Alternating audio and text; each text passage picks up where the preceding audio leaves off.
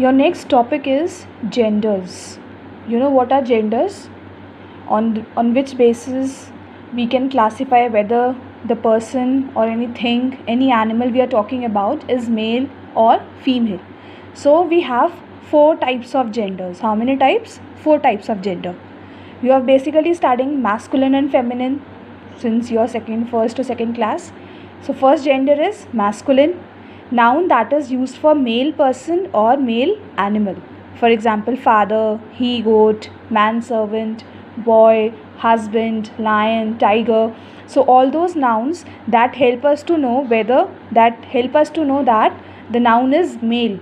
He can be a male person or a male animal. Those are called masculine nouns. Feminine, just opposite of masculine, female, the nouns that are used for female person or female animal. For example, mother, maid servant, she goat, wife, girl, daughter. All these nouns that help us to know about female gender are called as feminine nouns. Our third category of noun is neuter gender, and the fourth one is common noun, common gender. Now what is neuter gender? Neuter gender is used for non-living things, right? Since we cannot classify the non-living things. You cannot say that the table or the chair is male or female. So neuter gender is used for only the non-living things that cannot be classified as male or female. For example, table, water, forest, chair, pen, pencil. All these nouns that cannot be classified into the category of male or female are classified under the gender neuter gender. The last one is common gender. Common means anything.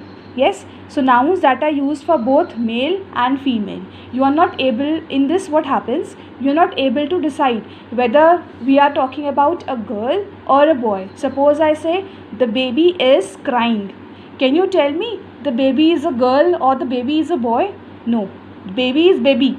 Yes. So all those nouns that are that help us, like we cannot infer what type of noun we are talking about, whether it's a male noun or a female noun, they fall under the category of common gender.